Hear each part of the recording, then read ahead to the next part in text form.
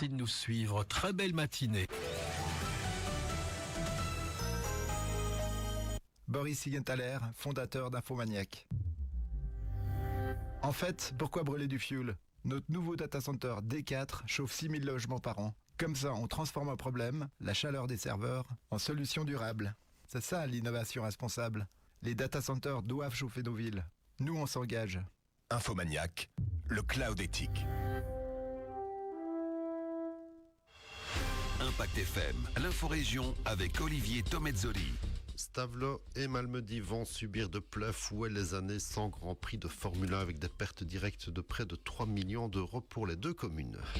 De jeunes biathlètes de la région qui s'illustrent actuellement au championnat du monde de biathlon qui se déroule en Allemagne. Et nous sommes mardi, coup d'œil sur le foot féminin en fin de journal. Mardi 3 mars, l'inforégion, présentation Olivier Tomezzoli. Bonjour à tous et on commence avec ces gros accidents survenus ces derniers jours du côté de Saint-Vith, dont un dimanche soir sur le National 62 à Uningen. Un conducteur seul en cause apparemment a terminé sa course dans le rond-point du village. Le choc a endommagé le mur et le décor du rond-point. Le conducteur a dû être transporté à l'hôpital et son test d'alcoolémie s'est révélé positif. Son permis de conduire a été retiré pour 15 jours.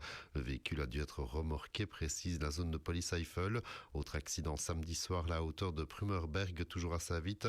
Un conducteur a perdu le contrôle de sa voiture dans un virage. Il a quitté la route, heurté une haie et une clôture. Le conducteur a été gravement blessé, mais le véhicule est lui aussi déclassé.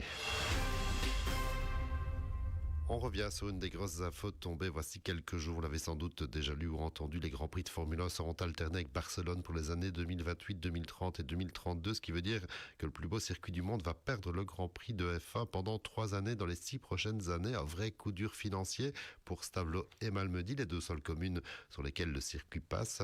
Une grosse partie sur Stavelot et un petit kilomètre dans le Raidillon sur Malmedy.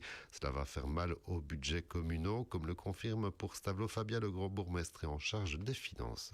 En tout cas pour l'année 2025, cela avoisinerait le 1 900 000 euros. C'est-à-dire que les pertes sont là, il faut faire 100 finalement. On va devoir s'adapter. Maintenant, on avait quand même eu vent du risque potentiel de la perte de 1 voire 2 grands prix. Donc au niveau du service finance, on avait déjà pris les devants et on avait déjà travaillé sur certaines mesures pour pouvoir anticiper en tout cas une année sans. Et ici, on part sur le scénario de 2. On le sait, on s'est adapté et il y a des investissements qui seront soit étalés, soit reportés. On va voir un petit peu comment on va fonctionner puisque à cela s'ajoute aussi d'autres difficultés financières. On a les cotisations de responsabilisation.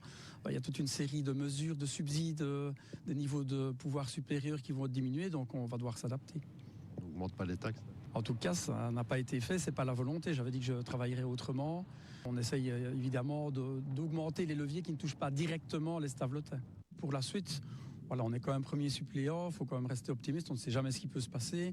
On voit quand même l'actualité mondiale, qu'est-ce qui va se passer demain, je n'en sais rien, mais en tout cas, on doit faire comme si on n'avait plus les grands prix et ma foi, si on les récupère, ce sera un petit bonus.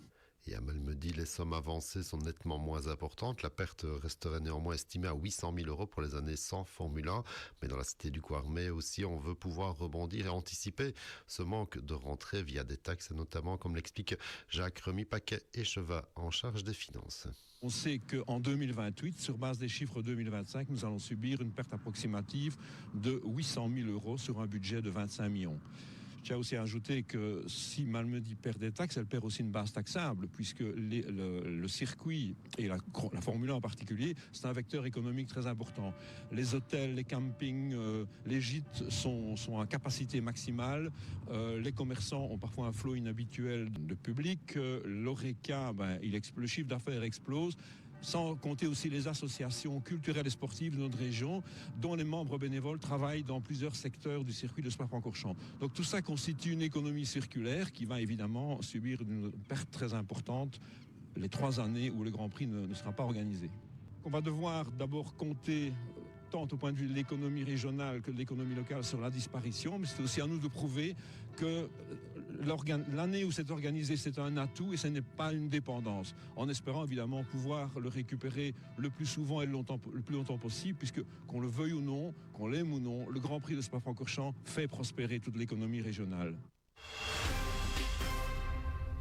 Et je vous parlais encore hier matin de cette lutte qui s'organise pour éradiquer le frelon asiatique. Toutes les communes de l'arrondissement se mobilisent sous l'impulsion de la conférence des bourgmestres d'ailleurs. Des réunions d'information sont organisées dans beaucoup de communes comme à Trois-Ponts pour rappel ce jeudi, mais aussi à Malmedy qui a enfin communiqué hier avec une soirée d'information organisée ce vendredi 19h au Malmundarium avec là aussi distribution de pièges gratuits pour la population. Les Jeux Olympiques d'hiver se sont clôturés voici moins de 10 jours, mais les biathlètes sont déjà retournés à la compétition. Ce sont actuellement les championnats du monde jeunes et juniors en Bavière avec des biathlètes de chez nous, dont l'OMRE Sam Parmentier par exemple, 34e sur l'individuel ce week-end. Il y a aussi la jeune malmédienne et la FAC, 61e sur l'individuel en jeunes, deux biathlètes qui sont affiliés au club des skieurs réunis des Hauts-de-Fagne. Et on termine comme tous les mardis quand il n'y a pas de remise avec le foot féminin. Tout d'abord la première provinciale et la grosse défaite des filles de Offray samedi soir face à Grasse-Ologne, défaite 1-7. Les filles de Bellevaux étaient-elles au repos ce week-end. Les Offurlaines restent lanterne rouge au classement. Et en deuxième provinciale série B, la victoire des filles de Bellevaux B 1-3 dans le derby à Sarbé. La lourde défaite de Ster Francorchamps face au leader du FC Eupen 0-5.